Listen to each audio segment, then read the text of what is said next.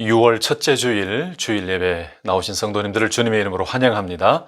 오늘도 하나님이 기뻐 받으시는 거룩한 산제물로 하나님께 진심으로 예배드리는 귀한 시간 되시기를 예수님의 이름으로 축복합니다.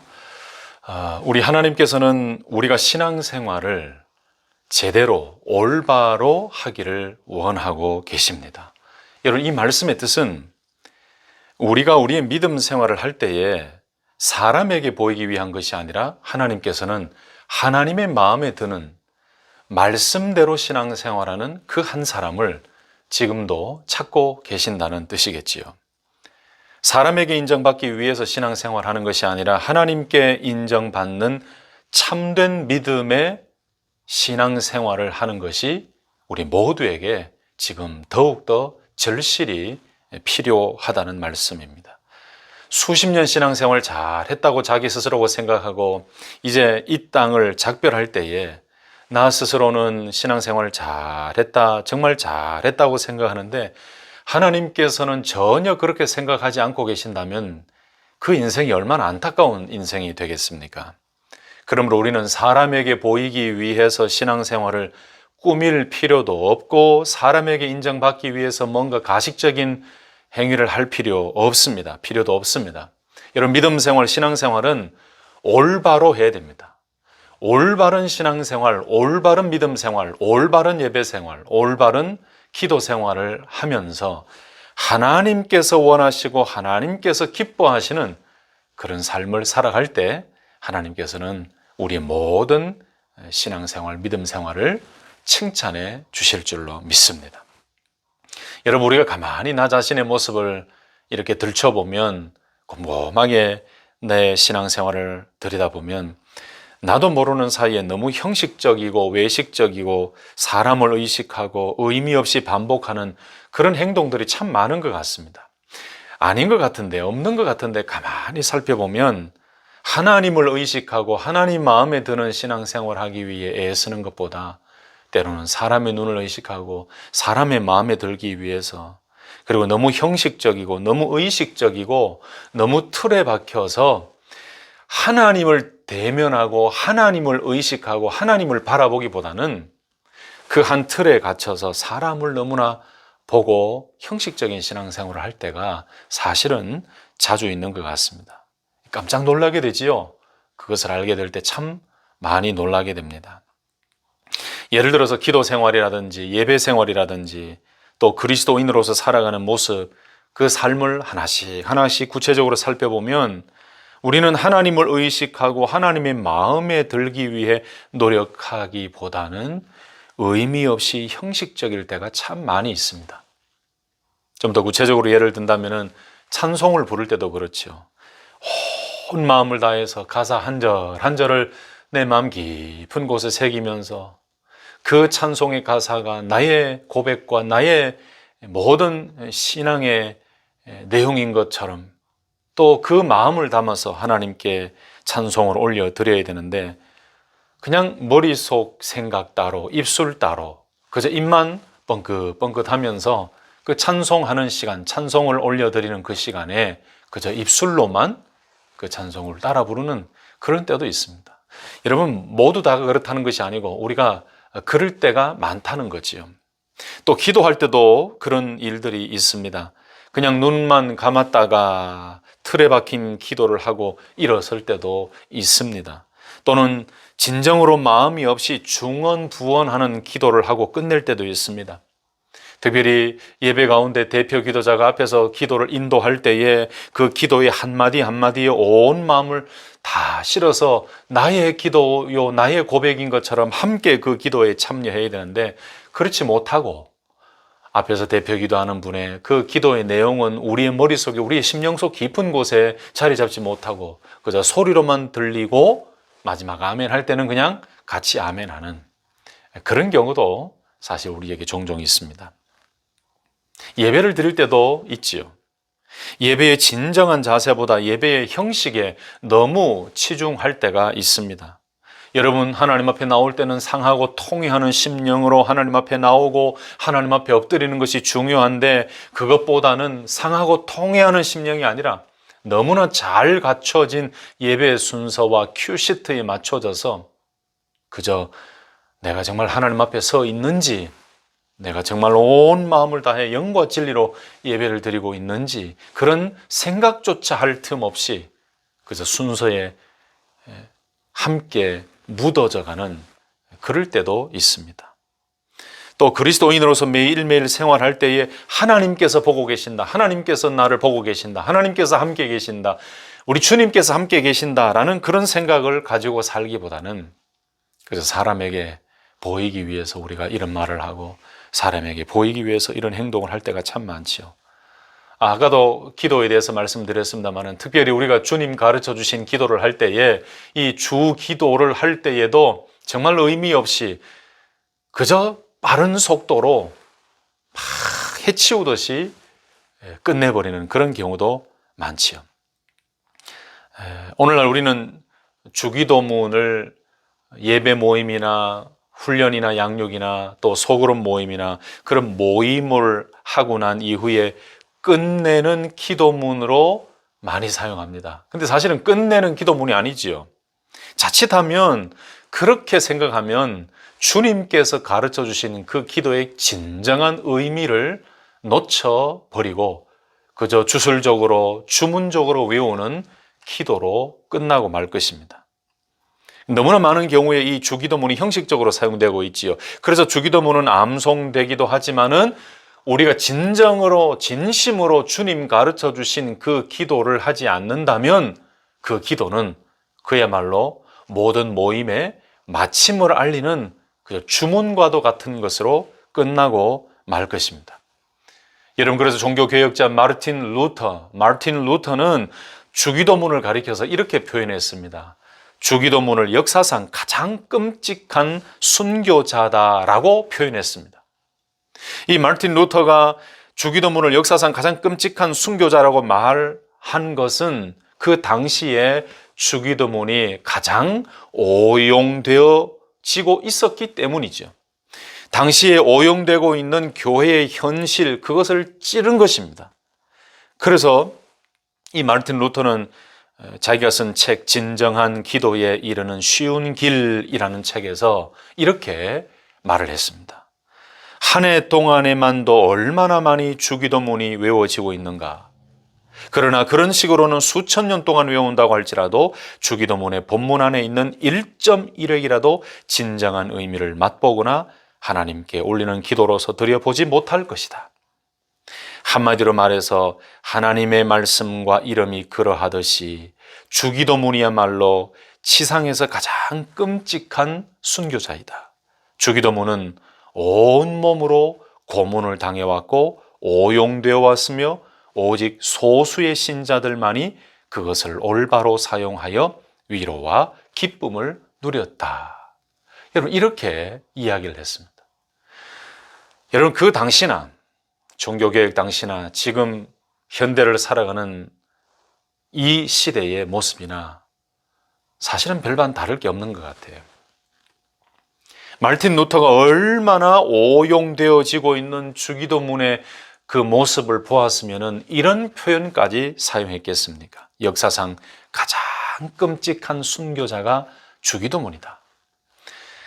여러분, 한 사람의 그리스도인이 마음 깊은 곳에서 진심으로 우러나오는 그 확신과 그 믿음으로 주기도문을 할 수만 있다면 정말 최고의 영적 상태를 가진 사람일 것입니다. 여러분, 이처럼 우리의 믿음 생활은 하나님을 바라보고 하는 것입니다. 아멘이십니까? 우리의 신앙생활은 사람을 의식하고 사람을 기쁘게 하기 위한 것이 아니고 하나님을 기쁘시게 하기 위한 것이고 하나님께 믿음 생활하고 하나님께 영광 돌리는 것이고 하나님이 원하시는 대로 우리가 해야 하는 것이 바로 참된 믿음 생활이라는 것입니다. 여러분, 사람에게 잘 보이기 위해서 우리가 뭔가를 할 필요가 없습니다.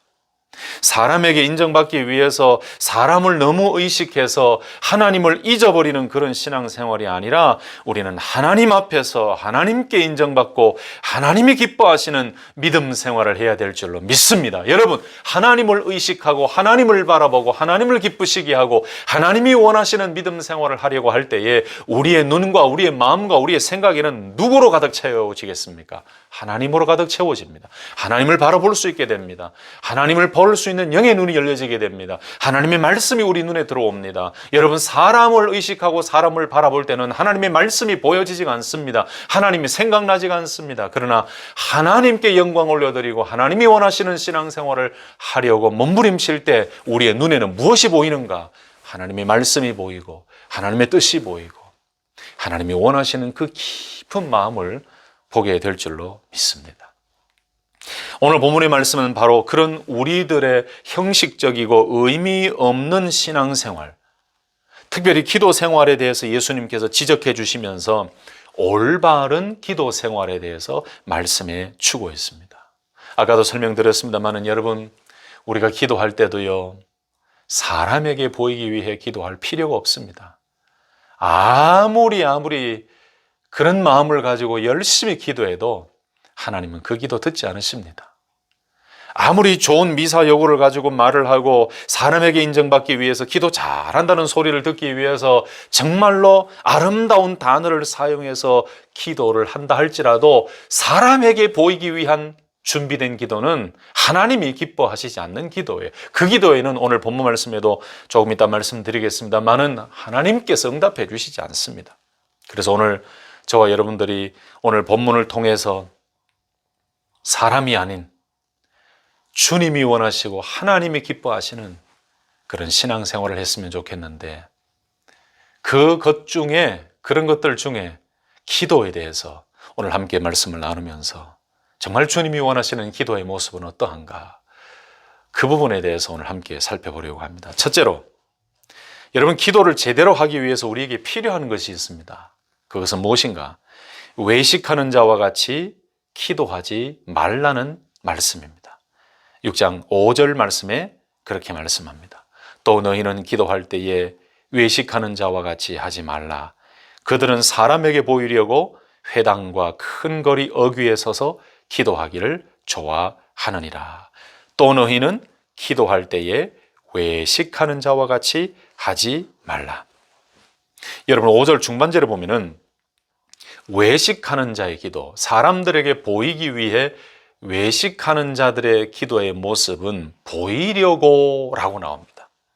여러분, 여기 보이려고 라는 단어는 폭로하다, 드러내다, 영광을 얻으려고 이런 뜻입니다. 여러분, 외식하는 자들은 자기 자신의 기도 행위를 사람들에게 보이려고 드러냅니다. 자기 자신이 그렇게 기도한다는 것을 드러내어서 하나님의 영광이 아닌 자기 자신이 영광을 얻으려고 합니다. 이것이 바로 외식하는 자들의 기도입니다. 사람들에게 보이기 위한 기도의 모습을 가진 사람들의 기도의 습관이죠. 여러분, 기도를 제대로 하기 위해 우리에게 필요한 것은 외식하는 자와 같이 기도하지 않는 것이 우리에게 필요합니다. 여러분, 오늘 5절 말씀에 나오는 것처럼 외식하는 자와 같이 기도하지 말라라고 우리 주님께서 말씀하셨는데, 그런 사람들의 특징이 뭐냐? 아까 말씀드렸죠. 보이려고 회당과 큰 거리 어귀에 서서 기도하기를 뭐 한다고요? 좋아하느니라. 여러분, 보이려고 하는 마음도 있고 큰 거리에 서서 기도하기를 좋아한다.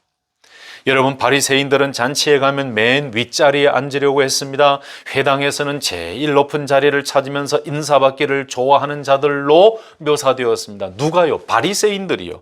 여러분, 그래서 예수님의 제자들은 오늘 말씀을 통해서 바리새인들처럼 사람들에게 인정받기를 좋아하는 자들이 되지 말라라는 예수님의 말씀을 깨달아야만 했습니다. 오직 하나님께만 영광 돌리기를 좋아하는 자들이 되어야 된다는 말씀이죠. 여러분, 외식하는 자의 기도, 또 외식하는 자의 행동의 특징은 바로 5절 말씀이 나오는 것처럼 하나님을 의식하는 것이 아니라 사람을 의식합니다. 사람에게 보이기 위해서 자신의 기도와 경건 생활을 의도적으로 드러내기를 좋아합니다. 자기의 기도하는 소리, 기도하는 행동을 드러내기를 좋아합니다. 그런데 결국 이런 자들은 이미 자기 상을 받았습니다. 그 상이 무엇일까요?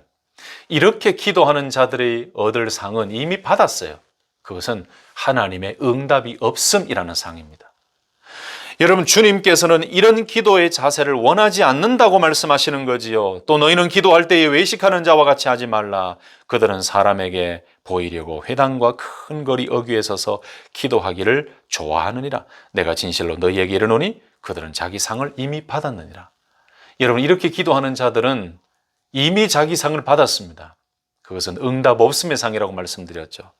사랑하는 성도 여러분, 우리가 진정으로 하나님을 의식하고 하나님을 인정하고 하나님 앞에서 하나님께 영광 올려드리고 우리가 주님을 의식하면서 오직 하나님께 신앙생활하는 그런 믿음의 신앙생활 가운데, 특별히 기도의 생활 가운데 가장 첫 번째로 기억해야 될 것은 외식하는 자와 같이 기도하지 않는다는 것. 그렇게 하지 않는다는 것. 이것이 중요한 원리 중에 첫 번째입니다. 두 번째로, 기도를 제대로 하기 위해서 우리에게 필요한 것이 무엇이겠습니까?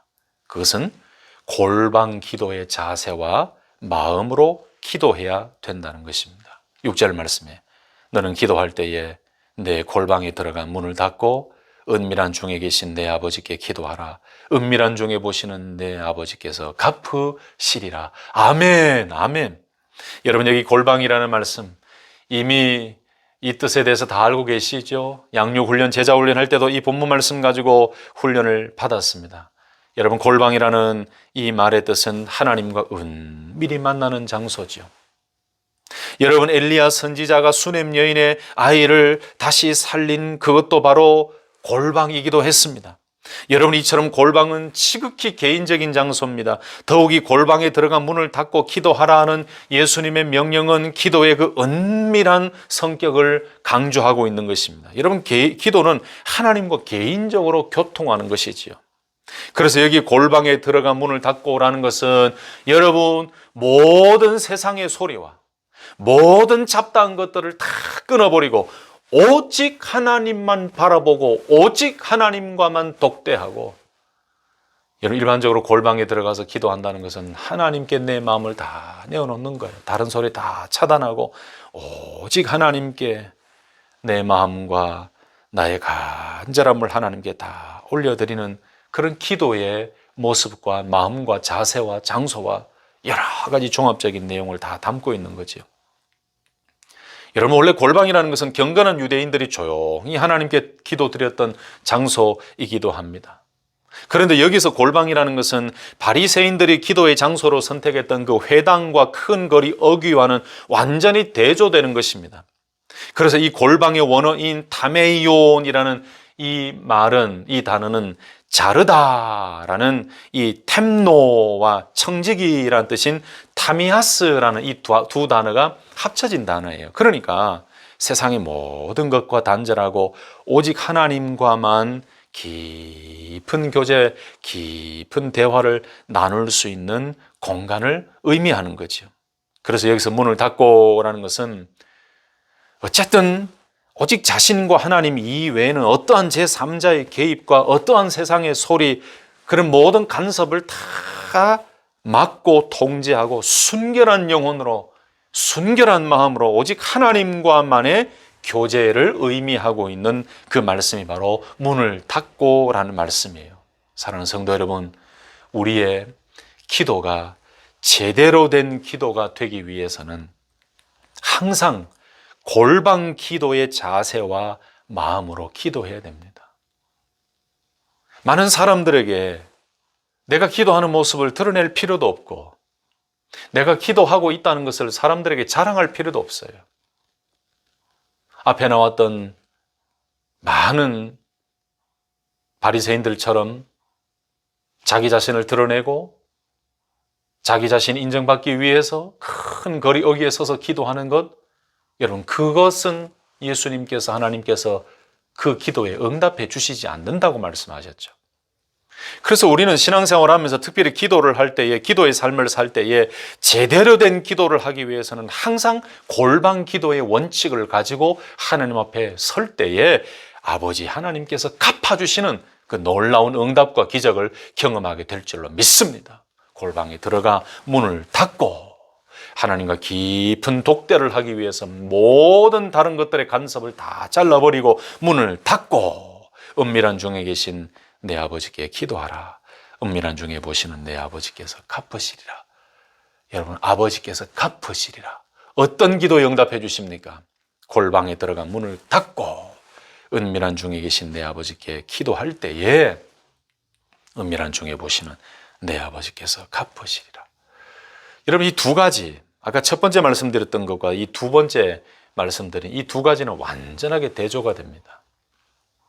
여러분, 우리가 신앙생활 하다 보면은 참 사람에게 드러내기 위해서, 사람들에게 뭔가 좋은 소리 듣기 위해서 사실은 기도할 때도 있어요.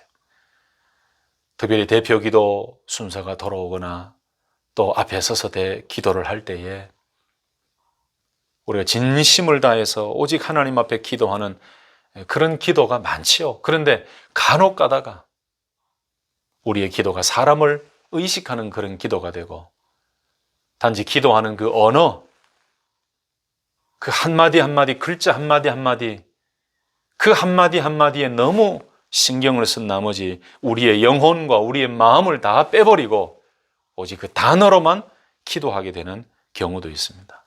여러분, 그런 기도는 주님이 원하시는 기도가 아니라는 것이죠. 그래서 우리가 기도를 제대로 하기 위해서는 항상 골방 기도의 원칙을 지켜야 됩니다.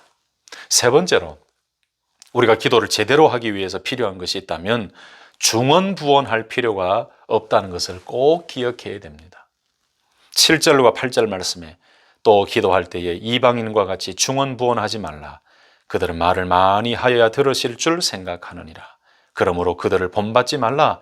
구하기 전에 너희에게 있어야 할 것을 하나님 너희 아버지께서 아시느니라. 아멘. 여러분, 중언부언하지 말라. 중언부언이라는 말은 무익하고 쓸데없는 말을 많이 하는 것을 의미합니다. 말을 많이 한다. 그것도 쓸데없는 말을 많이 한다. 했던 말 또 하고 의미 없이 계속 반복하는 것. 그래서 특별히 이 중언부언이라는 이 단어는 원래는 말을 더듬다라는 뜻이 있습니다. 여러분, 그래서 말을 더듬을 때에는 계속해서 같은 소리를 반복하지 않습니까? 말을 더듬는 사람들의 그 소리를 들으면 본인 스스로 원치 않지만 이제 말을 더듬게 되니까 계속해서 그 말을 반복해서 이야기하게 되죠. 같은 소리를 반복하는 습관이 나타나죠. 그래서 중언부언하다라는 이 동사는 똑같은 말을 몇 번이고 반복하다. 많은 무익한 말을 쓰다, 쓸데없는 말을 하다라는 뜻입니다. 그러니까 정확하지도, 그렇다고 해서 또 명확하지도 않은 일종의 의성어를 계속해서 반복해서 이야기하는 것. 그런 의미가 중언부언이라는 이 말씀의 의미지요. 어떤 신학자는 이 중언부언이라는 단어를 해석할 때에 이렇게 했습니다. 쓸데없는 말을 하는 것, 냇물이 졸졸 소리 내는 것이라고 번역한 부분도 있습니다. 어떤 영어 번역본에는 졸졸 소리 내는 것, 그것도 냇물이 졸졸 소리 내는 것, 계속해서 반복되어져 나오는 소리. 저는 괜찮은 해석이라고 생각합니다.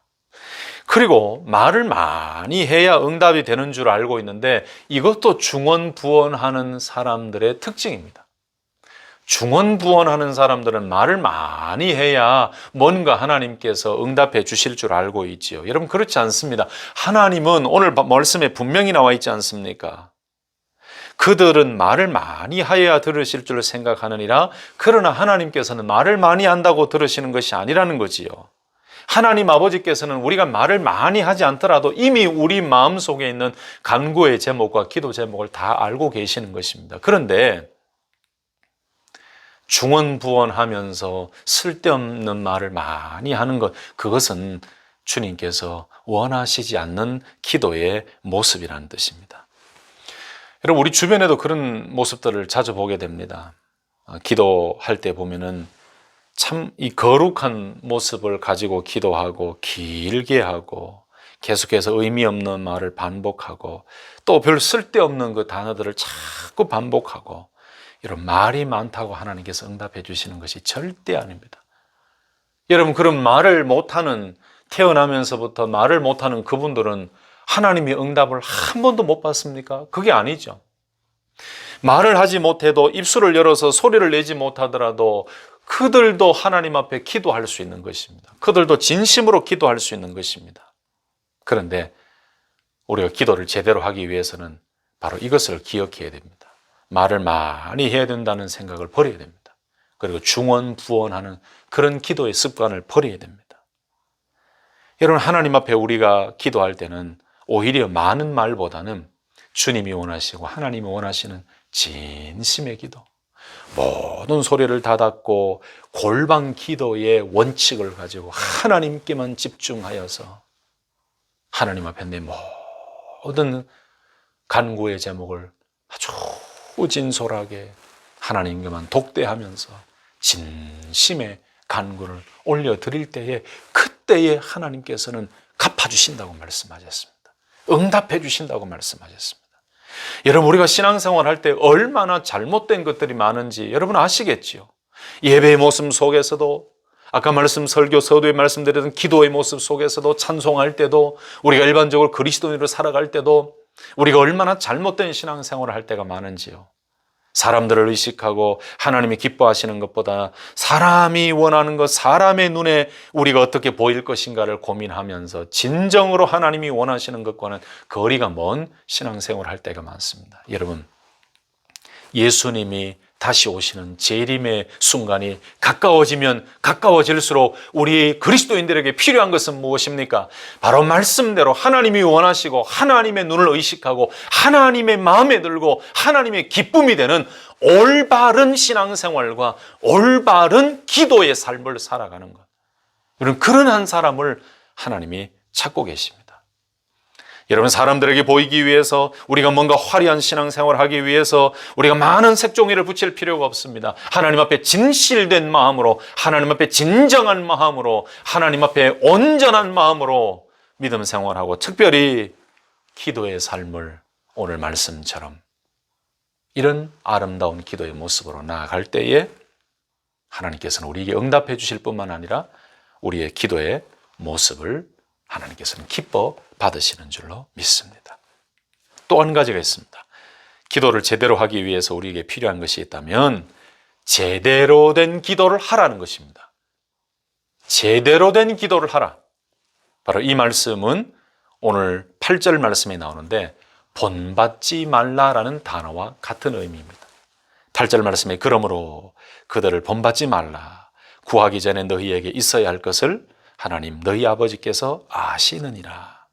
여러분, 예수님께서 원하지 않으시는 방법으로 기도하는 그들을 본받지 말라는 거지요. 본받지 말라라는 것은 너희는 그들과 같아지게 하지 말라라는 것입니다. 너희는 같아지지 말아라. 너희는 그들을 닮지 말아라. 이방인들처럼 말을 많이 할 필요가 없는 이유는 구하기 전에 이미 하나님 아버지께서 우리에게 있어야 할 것을 이미 다 알고 계시기 때문에 말을 많이 하여야 들어주시겠다고 생각하는 이방인들처럼 잘못된 기도의 모습을 본받지 말아라. 그들을 닮아가지 말아라 라는 뜻이죠. 여러분, 하나님께서는 우리의 모든 것을 아십니다. 시편 말씀처럼 우리의 안고 일어섬을 아시고 우리의 마음의 깊은 것까지 다 알고 계시고 우리가 입을 열어 말로 나오지 않더라도 하나님께서는 우리의 모든 생각을 아십니다. 그래서 여기서 아시느니라 라는 말씀은 하나님께서는 사람의 마음을 환히 꿰뚫어 보고 계시고 속마음을 다 알고 계시고 우리의 생각을 다 알고 계신다는 뜻이지요. 그래서 하나님의 뜻에 합당한 기도는 말을 많이 하는 기도가 아니라 하나님의 약속을 믿고 기다리는 기도이고 진실된 기도입니다. 하나님이 모든 것을 알고 계시고 어떤 문제라도 능히 해결해 주실 수 있는 능력의 주님이라는 것을 믿고 그 믿음으로 기도하고 오직 하나님께 우리의 진실된 마음으로 하나님 앞에 간구할 때에 여러분, 하나님께서는 우리의 모든 것을 알고 계시기에 그런 자들에게 하나님이 응답해 주시고 놀라운 복을 내려주실 줄로 믿습니다. 여러분, 기도할 때 말 많이 하려고 하지 마십시오. 말을 많이 해야 뭔가 하나님 앞에 기도한 것 같고, 말을 많이 해야 뭔가 응답받을 것 같고, 그런 생각 가지는 순간부터 우리의 진실됨이 자꾸 사라져요. 정말 진실함으로 기도할 내용이 많고 할 말이 많으면 그렇게 하시는 것은 좋지요. 그러나 억지로 우리가 하나님 앞에서 말을 많이 할 필요가 없습니다. 그저 하나님 앞에 온전히 진실함으로, 하나님 내 마음 아시지요. 하나님께서는 나를 아시지요.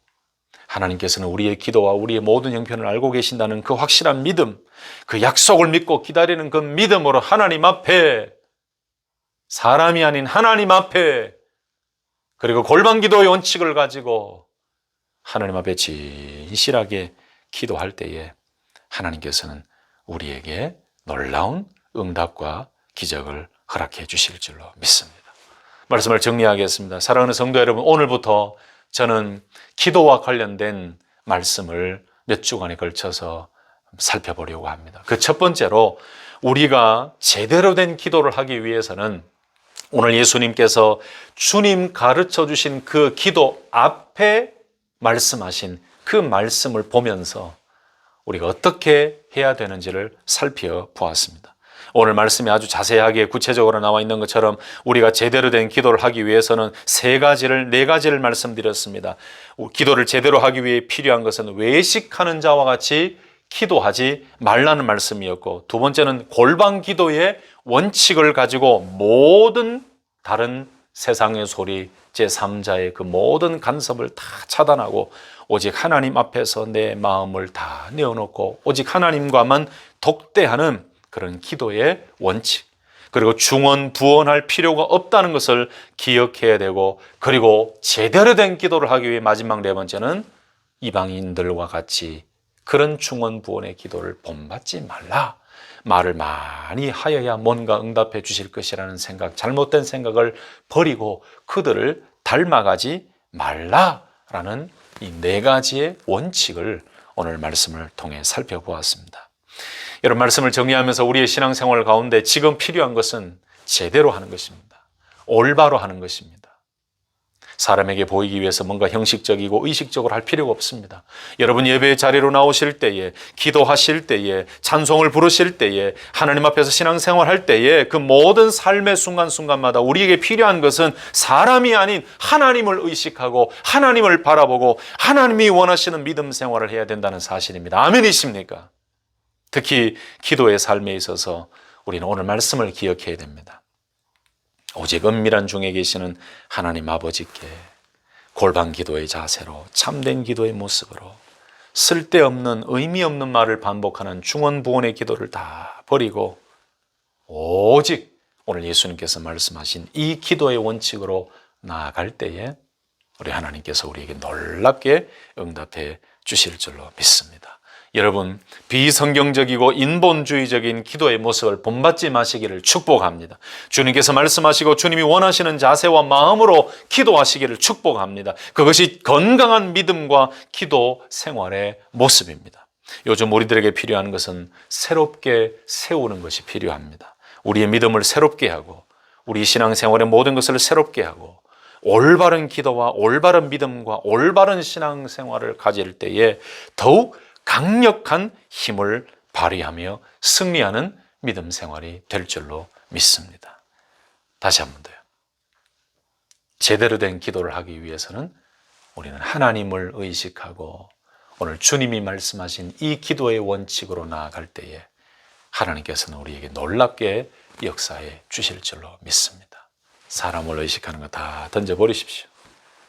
사람의 눈을 의식하고 사람의 칭찬을 의식하는 거 다 던져버리십시오. 오히려 하나님께서 원하시고 하나님이 기뻐하시는 믿음 생활의 모습, 기도의 모습을 통해 하나님께서 우리에게 놀랍게 응답해 주시고 더 크게 역사하시는 그 기적의 현장을 맛보시면서 늘 믿음으로 승리하는 우리 성도님들 되시기를 예수님의 이름으로 축복합니다.